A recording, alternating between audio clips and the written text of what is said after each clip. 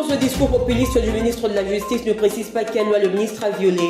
C'est la réplique de Constant Moutamba à la dénonciation du procureur général près de la Cour de cassation devant le chef de l'État.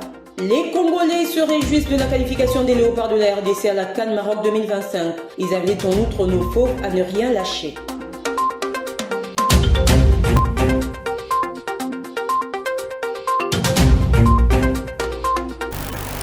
Vous informer, c'est notre réel plaisir, madame, monsieur. Bonsoir et bienvenue. On commence tout de suite avec l'examen du projet de loi portant reddition des comptes, exercice 2023 et la loi rectificative du budget 2024 qui était l'objet de la plénière à l'Assemblée nationale ce mardi 16 octobre.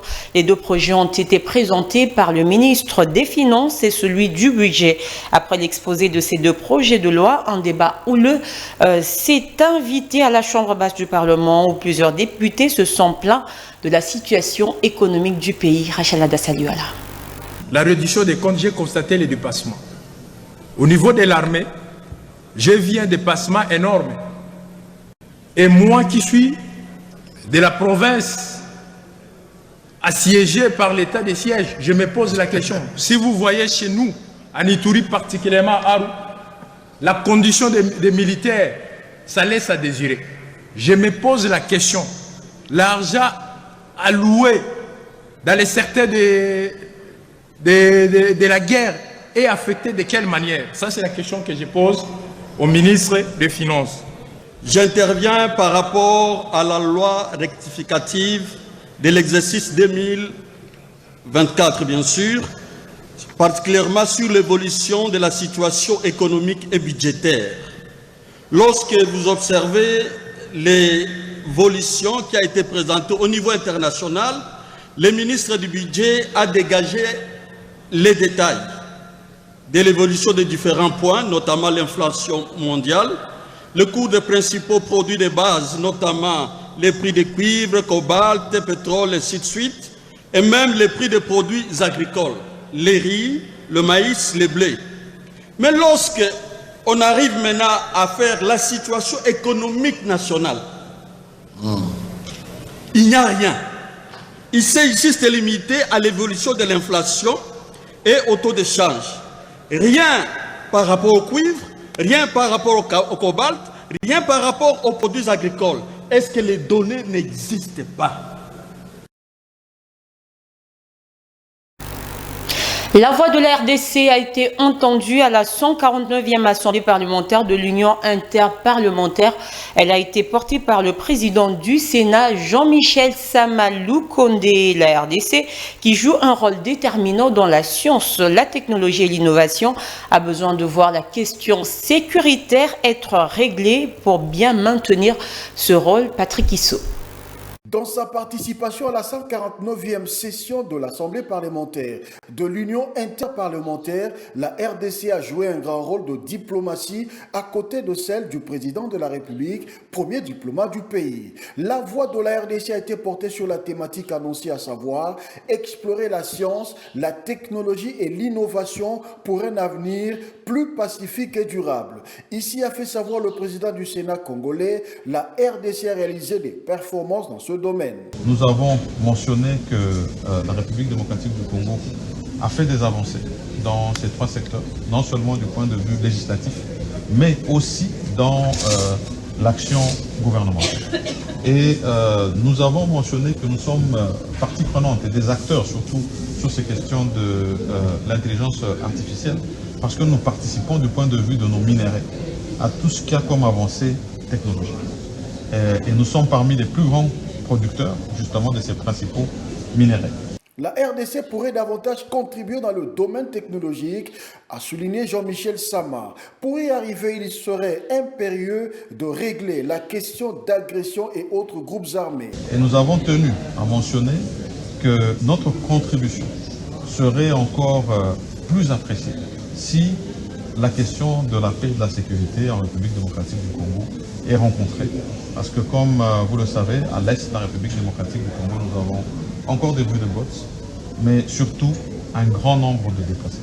Nous avons actuellement la plus grande crise humanitaire, avec plus de 4 millions de nos compatriotes qui sont en dehors de chez eux, des mamans, des enfants. Et donc leur cri ne peut pas rester muet. Nous devions porter la voix de la République démocratique du Congo sur cette question sécuritaire. Jean-Michel Samaloukonde, président du Sénat congolais, a noté que la RDC continuera à rester dans cette grande assemblée parlementaire qui réunit tous les pays du monde. Je l'ai annoncé en titre, le discours populiste qui nous vilipende, dénoncé mardi par le procureur général près la Cour de cassation devant Félix Tshisekedi lors de la rentrée judiciaire, a suscité une réponse du ministre de la Justice 24 heures plus tard dans un échange avec ses services. Tous ceux qui dénoncent le discours populiste ne précisent pas quelle loi le ministre a violé. Ce sont plutôt eux qui doivent respecter la loi, a déclaré Constant Moutamba dans ses propos recueillis par Rachel Mavitidi. La justice ne veut pas dire magistrature. C'est la confusion qu'on a entretenue pendant des années.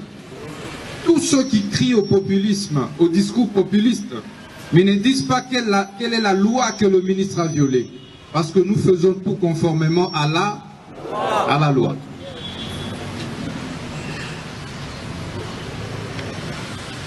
C'est plutôt eux qui doivent respecter la loi. Parce que nul n'est au-dessus de la loi. Le régime des plus forts, je vous le dis, est dépassé. On a le choix. Soit de rester dans les statu quo, soit de changer le pays. Nous avons le choix. Si vous voulez, j'entre dans les réseaux et nous commençons à martyriser notre peuple. Et nous tous, nous tapons des millions comme d'habitude, des maisons ici et là et tout quoi. Je ne sais pas. Lorsqu'ils se réunissent, tous ces réseaux mafieux, ils auraient dû avoir honte d'eux. Honte parce qu'ils ont affaire à un jeune qui pouvait aimer autant la vie que eux. Honte parce que ils ont affaire à un jeune qui a encore du sang chaud, qui devait plus verser dans les antivaleurs que eux. Et lorsque c'est un jeune qui doit commencer à leur administrer des leçons de la moralité, il y a un problème. De l'éthique, il y a un problème. Du travail.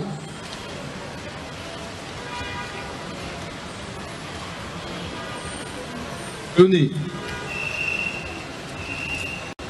Tant que le magistrat suprême ne me donnera pas des instructions contraires, je n'y réponds pas. Autre chose, le vice-premier ministre, ministre des Transports, Voies de Communication et des Enclavements, Jean-Pierre Bemba Gombo, a effectué une descente ce mercredi 16 octobre au dépôt de la société Transco. Sa visite était pour se rendre compte des dégâts enregistrés le mardi 15 octobre après l'incendie qui a consumé plusieurs bus de cette société. On en parle avec Affermi Vitaï Patrick Isobengese Okuma. Après l'incendie qui s'est déclenché au siège de la société Transco, Jean-Pierre Bemba Gombo, vice-premier ministre, ministre des Transports, a voulu palper du doigt la réalité sur le terrain. Voilà qui justifie sa descente sur les lieux. Le constat est décevant. Au total, 66 bus ont été calcinés selon le directeur général de cette société, Cyprien Berry Moba. Nous sommes agréablement surpris par les devoirs patriotiques du vieux peuple Jean-Pierre Bemba Gombo, qui, sous la pluie, a trouvé un temps pour venir nous réconforter à cause de l'incident hier ici à Transco.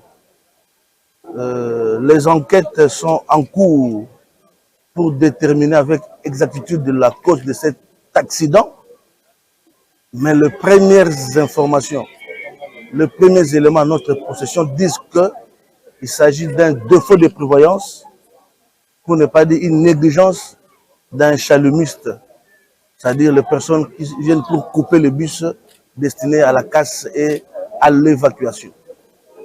S'il y a d'autres éléments, dans le sens de d'éclairer davantage le gouvernement, nous ne manquerons pas de porter cela à votre connaissance. D'abord, avant de parler de bus, parlons d'abord de vies humaines. Il n'y a eu pas de perte en vies humaines, Inch'Allah, gloire à Dieu. Mais il y a eu 66 bus calcinés. Heureusement pour nous, ce ne sont pas des bus réservés à l'exploitation.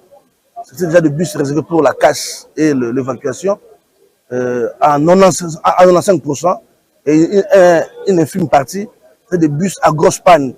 Bus à grosse panne veut dire bus qui ont des problèmes de moteur et autres. Cet incident ne dérange à rien l'exploitation des Transco qui reste au service de la nation. À lui d'ajouter que l'exploitation de la société Transco ne sera pas impactée après cet incident. La RTNC a un tout nouveau plateau pour la présentation du journal télévisé portant le nom du très célèbre présentateur Jean-Pierre Kasangana Mbengu. Ce plateau a été inauguré par le ministre de la Communication et Médias. C'était au cours d'une cérémonie organisée le mardi 15 août à la RTNC. Témoin de l'événement, Patrick Issot. C'est un nouveau plateau du journal télévisé de la radio-télévision nationale congolaise. Un plateau New Look que le ministre de la Communication et Médias Patrick Muyaya Katembo a inauguré le mardi 15 octobre. À tout seigneur, tout honneur, dit-on, le patron de la communication sera le tout premier invité à enregistrer une émission dans ce plateau. Patrick Muyaya de Sofé a annoncé que c'est un pas de plus franchi et que cela doit continuer car il y a une dynamique qui a été lancée depuis son avènement à la tête du ministère de la Communication. Je considère qu'aujourd'hui, c'est un pas de plus qui a été franchi et qui ne devrait pas s'arrêter là. Parce que ce n'est pas simplement le programme phare qui est les journaux télévisés, mais c'est aussi d'autres programmes, c'est aussi d'autres studios qu'il faut qu'on arrive à mettre au diapason de l'ambition que nous avons pour ces télévisions, qui est les vecteurs de l'unité nationale. Ce plateau réhabilité a été baptisé du nom d'une des célébrités de la RTNC à l'époque, OZRT, Jean-Pierre Kasangana Mbengu. Très émotif, ce dernier a relevé le fait que cet honneur a été rendu à toute une génération qui a marqué de son empreinte l'image du présentateur du journal télévisé pendant une époque. Il s'agit ici de toute une génération avec les Fassa Tombissa, les Weteto Adjemba, pour le travail que nous avons réalisé ici à la RTNC. À la même occasion, le ministre de la Communication et Médias a visité un entrepôt d'un nouveaux équipements de retransmission de la RTNC, à savoir 2 faisceaux numériques radio-télé, un faisceau numérique radio et autres. La directrice de ce média public a informé le ministre de tutelle de l'arrivée des autres équipements au premier trimestre de l'année 2025. Autre chose, la réactivation par la Cour pénale internationale des enquêtes sur les crimes commis dans l'Est de la République démocratique du Congo est saluée par la société civile de Beni. Stewart Muindo appelle à ces pays à élargir ses enquêtes auprès des autres groupes armés qui commettent des crimes graves contre l'humanité en République démocratique du Congo. Rachel Adasaliwala nous en dit pour. Stewart Muhindo, membre de la société civile de Beni, salue la réactivation de la Cour pénale internationale des enquêtes des crimes commis dans l'Est de la RDC. Évidemment, nous saluons la réactivation des enquêtes de la CPI au sujet des crimes graves qui se commettent en province du Nord Kivu. Parce que toute la violence armée, tous les conflits que nous subissons sont la conséquence de l'impunité. Donc, que la CPI s'intéresse à nouveau à la crise du Nord Kivu et relance ses enquêtes est une excellente nouvelle qui, on l'espère, contribuera à combattre l'impunité. Pour cet acteur de la société civile, il serait mieux que ces enquêtes s'étendent auprès des autres groupes armés au-delà des M23. Elles s'étendront à tous les acteurs armés. Parce que lorsqu'on écoute le gouvernement congolais, on a l'impression qu'il réduit toute l'insécurité au Nord Kivu à la seule crise du M23, alors qu'il y a d'autres groupes armés, d'autres forces qui commettent aussi des exactions graves contre les populations civiles, qui pourraient constituer des crimes de guerre, des crimes contre l'humanité, voire même des crimes de génocide, et ce qui relève de la compétence de la CPI. Tout en espérant qu'au-delà des enquêtes, les auteurs feront face à la justice internationale pour des crimes commis. Parlons à présent du dossier du militant de l'ECD tué par un policier. Le tribunal militaire de garnison de Kinshasa-Gombe a rendu son verdict le mardi 15 octobre. Le policier, auteur de cet acte, a été condamné à la peine de mort pour meurtre et violation des consignes. En réaction, le secrétaire général de l'ECD se dit satisfait et affirme que le droit a été dit. Rachel Adasaliwala revient. Après que les verdicts soient rendus dans l'affaire du meurtre de Giresse Mukungi, membre de l'ECD, le secrétaire général de ce parti politique s'est dit satisfait et promet que son parti ECD veillera pour que cette peine de mort prononcée soit exécutée. Nous avons le sentiment de satisfaction. Le droit a été dit, le droit a gagné. Et nous remercions aussi le tribunal pour l'objectivité, l'impartialité dans ces jugements. Ils ont dit le droit. Ce qui nous reste maintenant en tant que parti politique, avec notre cellule juridique, nous allons veiller, nous allons surveiller pour que cette peine soit exécutée. Il faut dire que ce jugement fait suite à plusieurs semaines de procès au cours desquels l'ECD a demandé une application stricte de la loi pour honorer la mémoire de leurs camarades assassinés. En humanitaire, près de 100 Congolais vivent le calvaire à la frontière de Chakoufwa, située entre l'Angola et le territoire de Kaemba au Congo. Pour cause, ces compatriotes ont été refoulés de l'Angola depuis 3 jours et sont sans abri. Pour l'administrateur du territoire de Kaemba, Jean-Marie Lassoué, les autorités doivent véritablement s'y mettre pour sauver ces vies en difficulté. Affaire Mivita nous fait le point. D'après l'administrateur du territoire de Kaemba, 91 personnes, dont 71 hommes, 10 femmes et 10 enfants passent la nuit à la Belle Étoile. L'administrateur territorial a effectué l'identification et est dans l'impossibilité de voler au secours des refoulés faute de moyens. Jean-Marie Lassoué affirme avoir saisi sa hiérarchie pour venir en aide aux refoulés. Nous avons informé la hiérarchie qui est sur le dossier. Nous avons identifié les refoulés au niveau de la frontière. La hiérarchie cherche à le ramener au chef lieu de la province. On a du mal à nourrir tous ces gens et même à leur trouver des abris, a indiqué l'administrateur du territoire de Kaemba. La société civile de Kaemba est quant à elle montée au créneau pour dénoncer le mauvais traitement réservé aux Congolais par un pays ami de la RDC. Si les Angolais voudraient refouler les Congolais, ils devaient aviser le service congolais pour préparer leur accueil. Malheureusement, ce n'est pas ce qui se fait. Chaque fois, nous observons les refoulements non contrôlés et le traitement bizarre que subissent les femmes et enfants alors que nous avons des bonnes relations avec ce pays, a déploré Jude Tchangata, coordonnateur de la structure Action Plus. Rappelons que ce mouvement de refoulement ont plusieurs fois fait objet des rencontres entre les autorités congolaises et angolaises, mais depuis, aucune solution. Autre titre, l'humanité a célébré ce 16 octobre la journée mondiale de la colonne vertébrale, célébrée depuis 2012. Cette journée entend faire prendre conscience de ce que vivent les personnes souffrant des douleurs vertébrales. Regardez.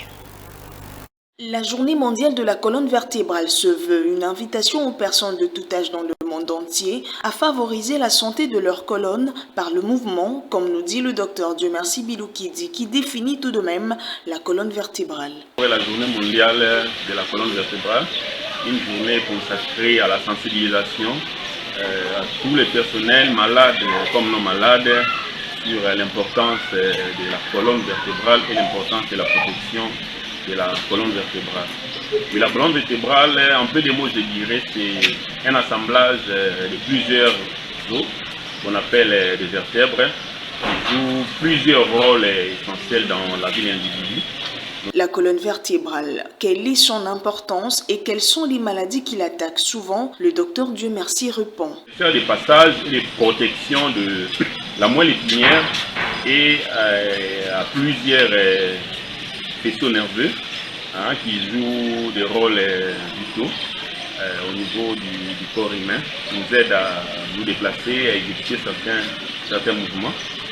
La colonne vertébrale peut faire l'objet de plusieurs maladies, notamment des maladies traumatiques et non traumatiques.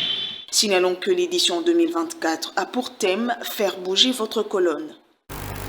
Les motocyclistes n'ont toujours pas de solution à leur situation d'achat de carburant dans les stations d'essence. La descente de la vice-ministre des hydrocarbures dans certaines stations, après avoir constaté des longues files d'attente, n'a pas eu d'effet sur SANEF ce mercredi matin. Plusieurs conducteurs de motos se sont plaints de cette situation. Le constat a été fait par Bénédicte Ténéama et Junior Rumba pour vous regarder.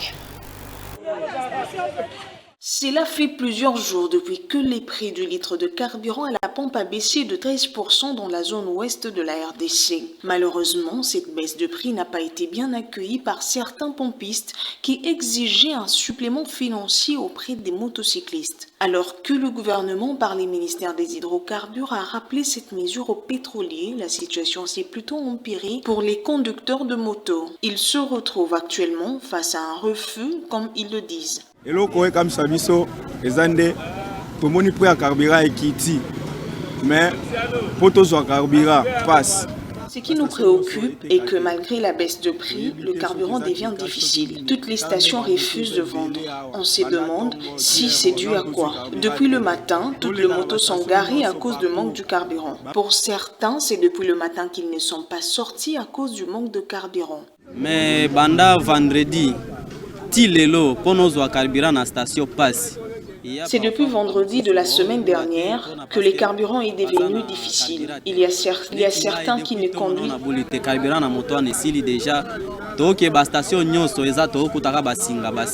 Signalons que le gouvernement est déterminé à préserver le pouvoir d'achat des Congolais. Et les motocyclistes, eux, attendent voir cette situation trouver une solution. Et puis, sachez que le concepteur et créateur des armoiries de la République sera décoré à titre posthume. L'information a été donnée à sa famille biologique par la première ministre Judith Suminwa. C'était au cours de l'audience que la chef du gouvernement a accordé le mardi 15 octobre aux membres de sa famille. À la primature, Patrick Issou, reportage. C'est la famille du concepteur et créateur des armoiries de la RDC, Assaniwa Losomba Emmanuel. Accompagnée par la ministre de la Culture Yolande Lébé, cette dernière a été reçue par la première ministre Judith Suminwa. Décédé depuis le mois d'août dernier, Assaniwa Losomba Emmanuel aura droit aux obsèques prises en charge par le gouvernement de la République, a fait savoir Yolande Lébé. Je suis venue accompagnée de la famille de feu papa Assaniwa Losomba Emmanuel, concepteur et créateur des armoiries de notre pays, qui est décédé il y a quelques semaines, le 11 août dernier. Et donc, son Excellence Madame la Première ministre avait souhaité rencontrer la famille, d'abord pour présenter ses condoléances au nom de son Excellence Monsieur le Président de la République, mais aussi au nom de tout le gouvernement, et aussi assurer la famille de la prise en charge des obsèques de notre illustre disparu par le gouvernement de la République. Aux grands hommes, la patrie reconnaissante, Assaniwa Losomba Emmanuel sera décorée à titre posthume, a ainsi arrêté la Première ministre. Son Excellence Madame la Première ministre a informé la famille que le gouvernement allait décorer l'illustre disparu. D'abord parce que nous pensons, et en tout cas le chef de l'État souhaite que les choses soient faites ainsi pour l'honorer et honorer ce grand héritage et patrimoine qu'il nous laisse. Et donc il y aura une séance de décoration en effet qui sera faite en son honneur. Dans sa communication lors de la réunion du Conseil des ministres du 30 août dernier, la Première ministre avait évoqué le dossier relatif aux obsèques d'Assaniwa Losomba. Judith Suminwa avait souligné qu'au-delà des funérailles dignes à lui offrir, il méritait une décoration à titre posthume ainsi que la reconnaissance de son œuvre d'esprit par la République. En sport, qualification des Léopards de la RDC à la CAN Maroc 2025. Les Congolais apprécient cette victoire à sa juste valeur. Ils demandent en outre à tout le staff technique ainsi qu'aux joueurs de ne rien lâcher. Et certains pensent même qu'il n'y a pas à revoir sur la tactique de Statou Sébastien, comme aime l'appeler affectueusement le chef de l'État. Reportage Benny Bola et Junior Romba. Une chance de marquer peut-être avec ce... Les Léopards de la RDC se sont qualifiés à la phase finale de la CAN 2025 le mardi 15 octobre 2024 dans un match qui les a opposés à la Tanzanie sur un score de 2-0 au stade Benjamin Paka à Dar es Salaam. Une rencontre qui s'inscrit dans le cadre de la 4e journée des éliminatoires de la CAN 2025. À ce sujet, les Quinois interrogés ont exprimé tout leur enthousiasme pour cette qualification tout en demandant à l'entraîneur ainsi qu'à toute l'équipe de ne rien lâcher pour les deux matchs qui restent. Pour la match à l'Obiana, tu sais, tu encourager le coach Le match d'hier nous a vraiment réjouis. Nous jetons de fleurs à l'équipe nationale, beaucoup plus à Meshak Elia. Nous sommes fiers de lui. À mon avis, rien n'est à retoucher dans l'équipe. Courage et bravo à elle. Certains pensent même qu'il n'y a rien à retoucher dans le style de jeu de Sébastien de Sarbre.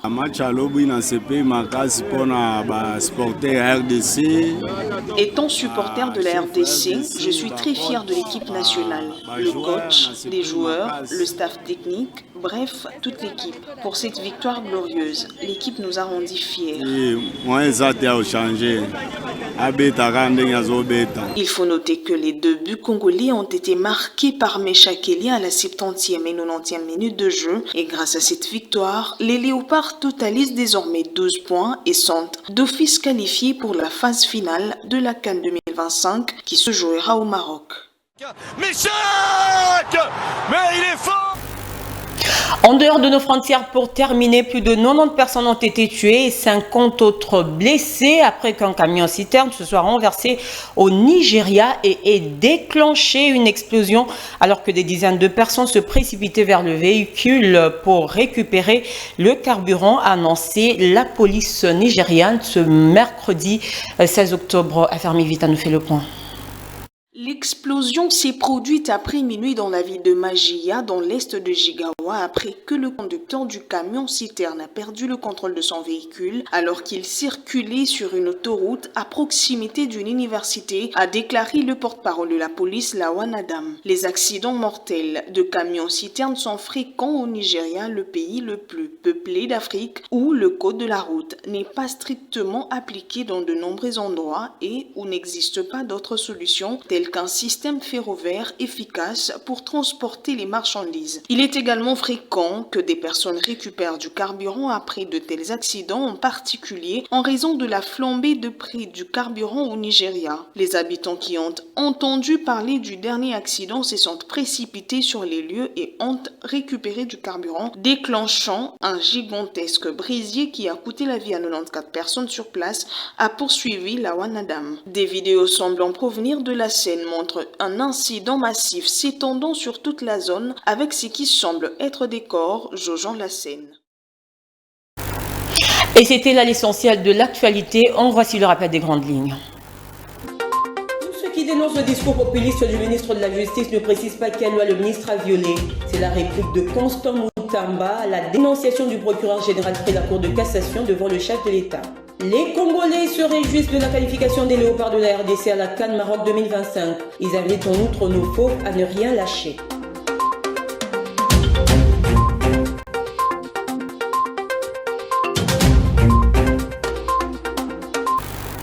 Ce journal est complètement terminé. Merci de votre attention et avoir soutenu. Au plaisir de vous retrouver demain à la même heure et ça sera avec le même et réel plaisir. Portez-vous bien. Bonsoir.